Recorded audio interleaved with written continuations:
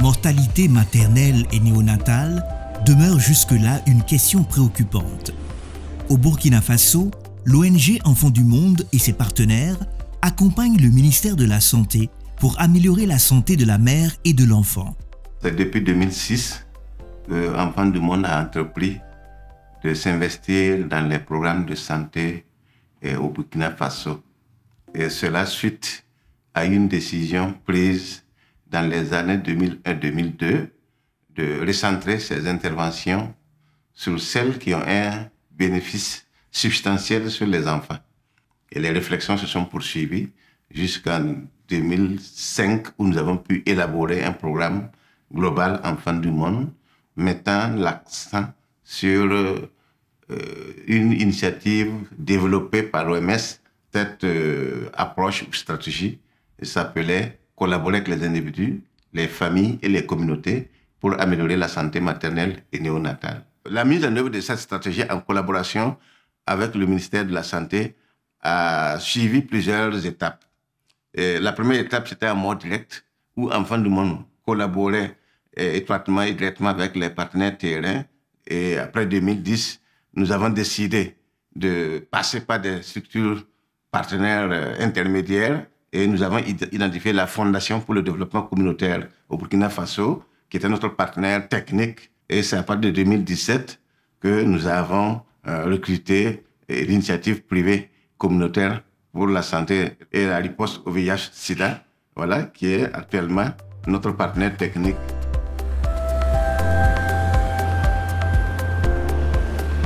Le diagnostic communautaire participatif est un outil important pour le programme.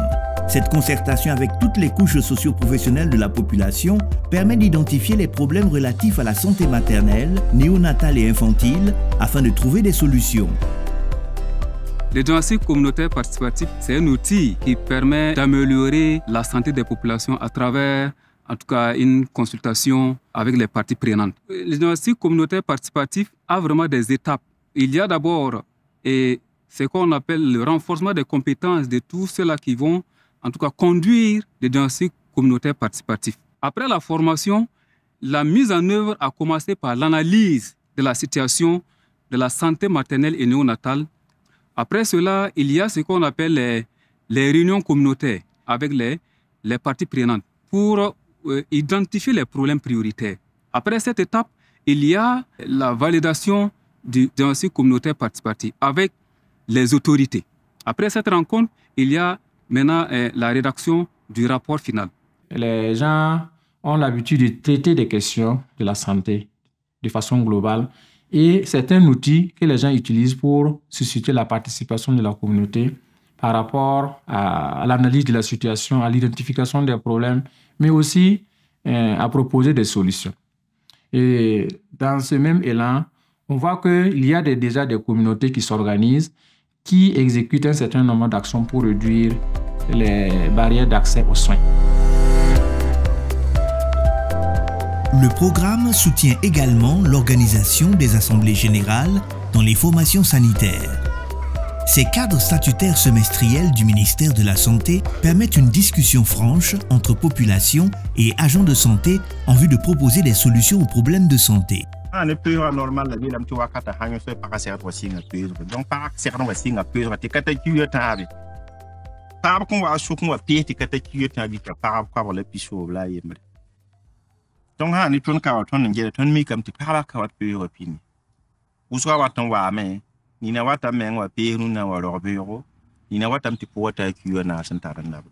L'Assemblée générale, c'est une tribune sur laquelle nous échangeons avec la population sur les problèmes que nous trouvons au côté sanitaire. Nous les présentons les indicateurs et ensemble nous cherchons des solutions. Koja ta kera to sane assemblée générale auto ya nimbu de nyorongo aya tumba la sambe ya zinsa manare tonye songra me manare la moroti kibay sa tanimbu da tibinwa tidsin tidige ton loto re yirzules wenna point a hankili la hantin indo sabrama. Les accouchements à domicile, on a remarqué que les assemblées générales passées, il y en avait eu beaucoup. Mais cette fois-ci, en tout cas, ça a un peu diminué. Et les gens ont en tout cas pris l'engagement pour que ça ne se répète pas. dans la maternité. L'électricité qui est là-bas, c'est les jeunes qui ont initié. À un moment donné, il n'y avait pas de courant. Donc, ils ont initié, ils ont payé des packs de batteries installées pour que la maternité puisse avoir la lumière. L'exemple palpable, c'est le dépôt pharmaceutique qui se trouvait à l'intérieur du dispensaire. Mais lors d'une assemblée générale, les gens ont décidé de construire un dépôt pharmaceutique à part. Les gens ont contribué à hauteur de 200, 500, 500. Et en tout cas, on a pu construire le dépôt pharmaceutique. Les principales difficultés qui sont ressorties lors de l'Assemblée générale, c'est les ruptures de médicaments, l'insuffisance du personnel et le problème d'accès en saison pluvieuse. Le COJES a pris l'engagement de pouvoir augmenter les commandes de médicaments, travailler qu'il n'y ait pas assez de ruptures. Concernant les zones d'accès, la population a pris l'engagement de pouvoir travailler, aménager, faire des radiers pour qu'en saison pluvieuse, là, ils puissent avoir accès à la formation sanitaire. Et si en ce moment la femme est prise sur le lit, elle n'en va tromper. Les engagements des communautés pris pendant les assemblées générales contribuent à briser les barrières d'accès aux soins, surtout en santé maternelle et infantile. Il y avait une AG, donc le district de Tinkorogo, il était présent. Ceux-ci nous ont demandé qu'est-ce qui était notre grande préoccupation. Et les chefs ont dit que vraiment la grande préoccupation de toute la population, c'est d'avoir un pont. Le personnel du district a décidé de nous faire une contribution de 2 tonnes de ciment, plus du fer. Après ça, le chef de Sago, le chef de Samando, le chef de Pingou, on dit eux aussi, ils vont contribuer. Évidemment, avec cette contribution, les 3 chefs ont réuni chacun 100 000 francs. Nous aussi, notre chef a mis 25 000 francs. Les riverains qui passaient, qui faisaient leur petit don, c'était 50 000 francs. Le total était un coût de 375 000. Les femmes aussi ont contribué puisqu'elles ont préparé du café pour donner aux gens, elles ont préparé de la nourriture pour donner aux jeunes. Et vraiment, c'était une motivation totale de tout un village. C'est un ouf de soulagement. C'est une épine vraiment de moins pour nous. Puisque avant la réalisation du radier, là, nous, personnels de santé, on avait des difficultés même pour nous rendre dans les villages qui se trouvent derrière le bas-fond, là, pour réaliser notre stratégie avancée. Et les femmes aussi avaient des difficultés pour se rendre ici, surtout en saison hivernale. Nos indicateurs sont montés depuis la réalisation du radier.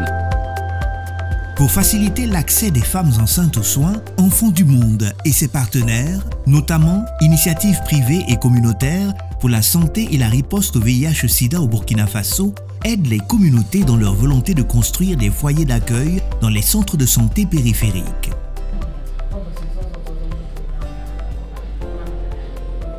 J'ai reçu 2 femmes qui sont venues pour un travail d'accouchement, mais le travail n'a pas encore commencé. Mais comme elles viennent de loin, voilà pourquoi elles viennent séjourner au niveau du foyer d'accueil pour attendre le vrai travail. Je suis venue ici parce qu'il est l'heure de m'accouchement. Hier, j'étais là vers 15 h. Notre route là, c'est pas bon. Il y a des bas-fonds et puis il n'y a pas de jeunes à la maison. Les dodos sont aux mines d'or, les dodos sont aux champs. C'est pour cela que je suis venue ici, pour attendre notre lait. On nous explique toujours à l'hôpital ici qu'ils ne donnent pas coucher à la maison, que ce n'est pas bon. De temps en autre, la sage-femme rentre pour prendre de leurs nouvelles. Si elles n'ont pas de soucis, voilà. Ou souvent aussi, les accompagnantes aussi viennent dire que non, telle dame-là, elle a tel souci. Avant le foyer d'accueil, chaque semestre, on pouvait se retrouver avec 30-20 accouchements à domicile. Mais avec la réalisation de ce foyer, c'est pratiquement nul. Voilà, il y a des semestres où il n'y a pas d'accouchement à domicile. Les foyers d'accueil pour les femmes enceintes existent au district sanitaire de Tinkorogo, que ce soit à Malenga, que ce soit à Moaga. C'est mis en place pour permettre à ce que les femmes puissent séjourner quand elles s'avancent vers la date d'accouchement. La mise à disposition des cartes de préparation à l'accouchement et aux urgences obstétricales, PAU, est partie intégrante des stratégies d'intervention du programme Améliorer la santé maternelle et néonatale. Donc vous êtes venu pour les visites prénatales, on vous a donné des cartes, c'est ça? Voilà, donc on va parcourir des cartes là. Il y en a souvent qui viennent, il n'y a même pas paille pour attacher, c'est un peu compliqué. Donc tout ça, ça se prépare. Maintenant de ce côté-là, vous voyez quoi? Vous voyez quoi sur les images là? Oui, madame? On voit des pains propres. Un chaud d'eau, savon, pot de verre, moustiquaire, natte et habits pour les bébés. Dès que les femmes viennent pour les visites prénatales, voilà, nous avons les cartes PAU, on leur distribue ces cartes et on fait une séance de causerie avec elles. Nous avons la préparation même à l'accouchement au niveau de la carte PAU. Voilà, comment se préparer pendant la grossesse jusqu'à l'accouchement. Et il y a aussi la partie des signes de danger pendant la grossesse, voilà, et les signes de danger pendant l'accouchement et les signes de danger au niveau du nouveau-né. Il y a des trucs qu'on ne savait pas, comment il faut t'occuper de la grossesse, comment il faut t'apprêter pendant l'accouchement. On ne savait pas, mais on a appris beaucoup de choses. Maintenant, après l'accouchement, comment s'occuper de bébé, tout ça. En tout cas, on a appris beaucoup de choses. La carte, c'est bon, ça nous arrange beaucoup. La causerie que nous avons reçue ce matin, elle était très importante parce qu'elle nous a procuré des conseils, comment nous comporter en cas d'urgence. De retour à la maison, voilà, je vais causer avec ma famille, avec les informations que nous avons reçues ici aujourd'hui à la maternité. Voilà, pour qu'ils sachent comment me préparer pour l'accouchement. Elle nous a montré qu'on peut cotiser, même si chaque jour tu mets 100 francs. Quand il y a une urgence, tu peux prendre ça pour t'aider avec. La carte nous a aidé beaucoup. Ça a amené les dames à changer de comportement. Avant, les femmes pouvaient venir sans accompagner, sans matériel, mais de nos jours, il y a eu un grand changement.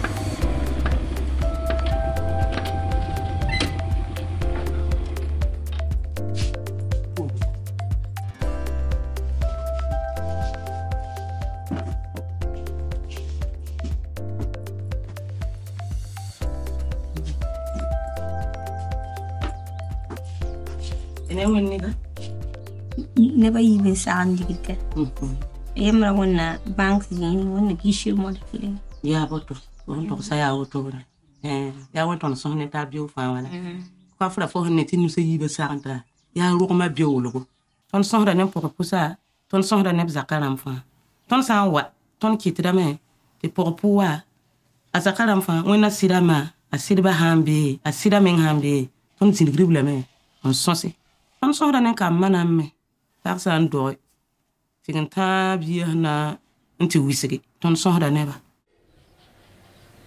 ton ta so ne e bon wata so ne ton aya so ma ne ton no palm pa ha ton roro pour que ton putere ale ti ton nda ke mi bum ni no fa e sohda ma ti ton ya ma wekere ti ton tuni ti ya so ma ne ton anzi wata ha yi ko ton na yi ki ton na ya gala ma bam sagle hinga ton ha sider bam sagalsa ay ton toureme ya soma. Le programme a mis en place des clubs de Puksit Songo ou époux modèles. Il sensibilise les familles et leurs pères à s'impliquer dans la promotion de la santé maternelle et infantile.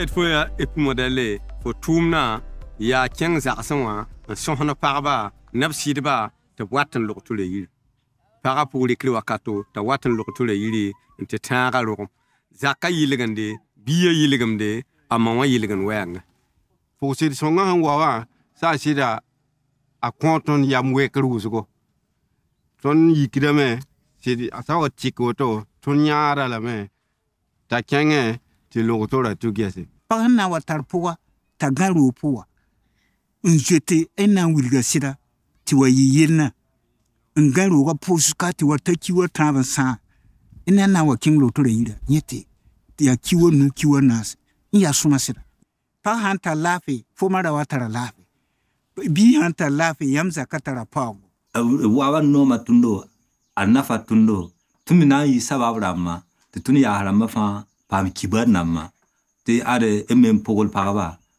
unya ebe logma wenge ne pusa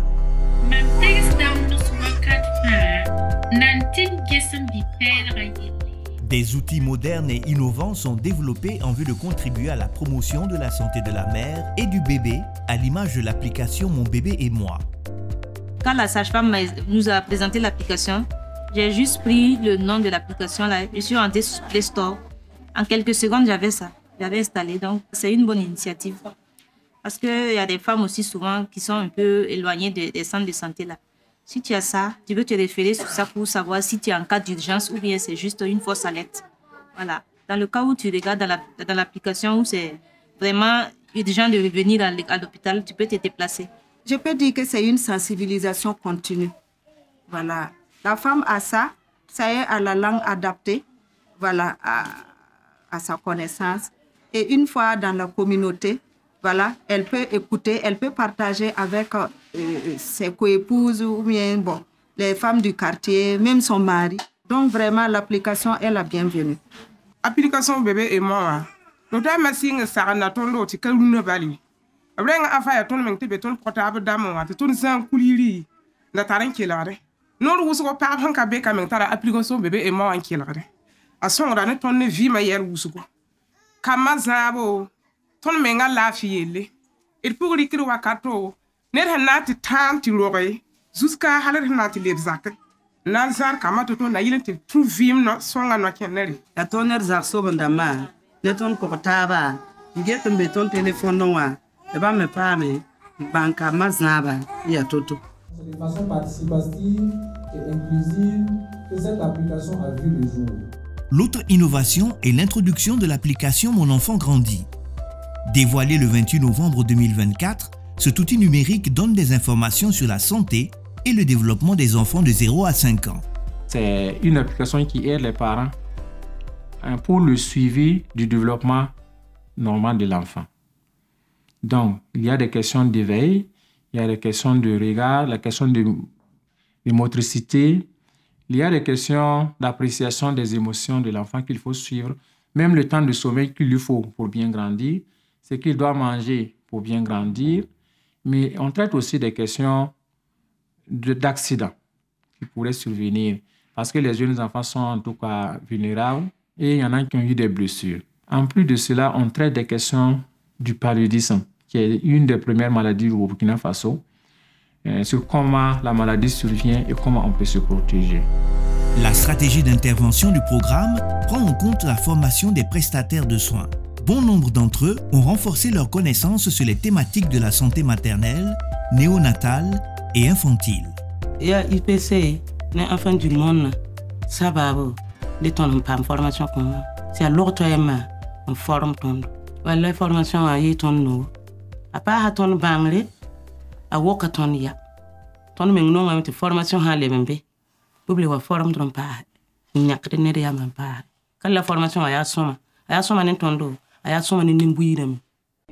On a capacité, les prestataires de santé, sur la carte PO en plusieurs sessions. Aussi, il y a eu accompagnement au niveau communautaire.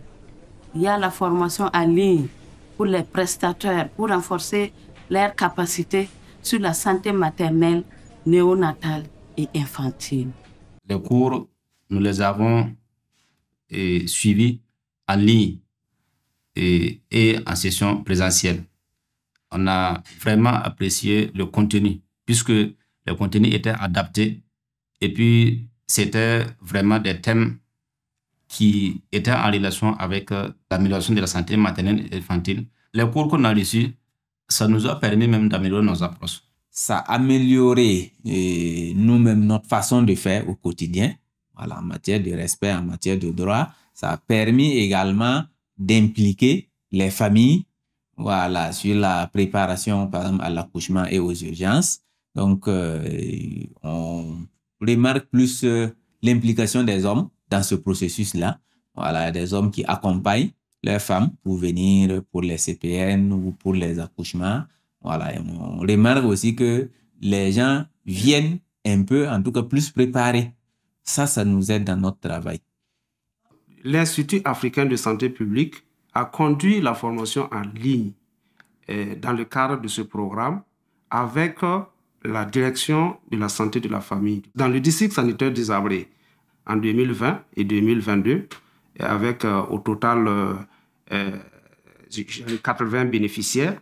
Puis, dans le district sanitaire de Koupéla, avec 110 bénéficiaires. La formation dure 3 mois. C'est des thèmes qui ont été identifiés comme vraiment très importants pour la santé maternelle et néonatale. Il y a également des coachs, c'est-à-dire des mentors qu'on a identifiés dans ces districts-là pour appuyer en fait ces formations sur place.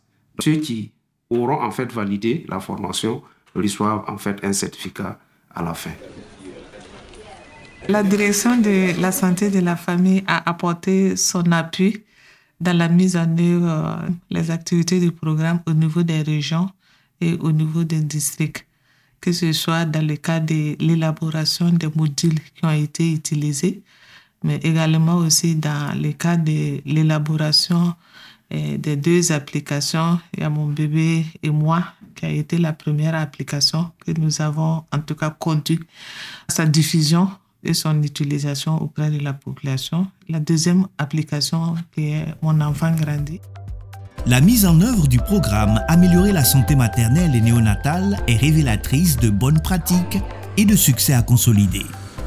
Avant la mise en œuvre de ce programme, les femmes ne maîtrisaient pas ce qu'on appelait les signes de danger. Et il y a beaucoup de complications qui survenaient, mais avec la mise en œuvre de ce programme, la survenue de ces événements a fortement réduit. C'est pour dire que ce programme a réellement impacté nos services de santé de façon vraiment positive. Je trouve que c'est une intervention majeure parce que aujourd'hui, de plus en plus, nous parlons de la santé communautaire qui est en droite ligne avec même les priorités de notre pays. La santé communautaire occupe une place importante aujourd'hui dans l'offre de la santé au profit de nos populations. Nous avons bénéficié d'accompagnement en termes de matériel informatique et également aussi l'appui pour vraiment tenir même nos rencontres périodiques, donc les rencontres du comité qu'on appelle les comités PACH. Nous avons pu aussi bénéficier d'accompagnement pour reproduire la carte de préparation à l'accouchement et aux urgences obstétricales. Il y a des cas de succès, comme la carte de préparation à l'accouchement, qui est bien acceptée, aussi bien par les autorités, par les spécialistes, que par les bénéficiaires communautaires. Et il y a aussi les applications mobiles que nous avons mises en place et qui permettent aux cibles d'avoir accès à une information de qualité par rapport à la santé de la mère et de l'enfant. Je souhaiterais que le projet nous accompagne sur la formation des agents en soins attentifs. Le message que j'ai à donner, voilà, c'est d'élargir la formation parce que tout le monde n'a pas eu cette formation. Voilà, donc c'est de former tous les agents de santé, voilà, pour que nous soyons au même niveau d'information et que nous puissions vraiment sensibiliser les femmes. L'autre chose, c'est de souhaiter qu'on continue avec les époux modèles, les procédures Songo, voilà, et qu'on arrive toujours à les capaciter pour leur donner toujours des compétences, de pouvoir répercuter les informations au niveau des villages. Les assemblées générales permettent à la population effectivement d'apprécier la qualité des soins qui sont offerts dans ces localités, mais aussi d'apporter des solutions aux problèmes que les gens rencontrent. Donc cela renforce la communication interpersonnelle, ça renforce aussi la collaboration avec les agents de santé et ça renforce aussi la participation même aux actions de santé de la formation sanitaire. Ce programme n'est pas un projet qui fait pour les autres, pour les bénéficiaires, mais nous travaillons avec eux et pour eux. Comme nous travaillons avec eux et pour eux, les propositions ou nos interventions sont acceptées. Donc c'est une belle leçon aussi. Pour qu'on puisse accepter les interventions, il ne faudra pas seulement faire pour les gens, mais amener les gens aussi à faire avec vous et à leur bénéfice. Enfants du monde est en train de tout faire pour que le programme se poursuive. Les phases passées, nous avons beaucoup travaillé avec le niveau central pour le renforcement institutionnel. Avec la rareté des ressources, nous comptons mettre l'accent sur les investissements terrain, tout en prenant en compte le contexte sécuritaire. Le passage à l'échelle des bonnes pratiques du programme collaboré avec les individus, les familles et les communautés pour améliorer la santé maternelle et néonatale est sans doute une autre contribution à l'élimination de la mortalité de la mère et de l'enfant.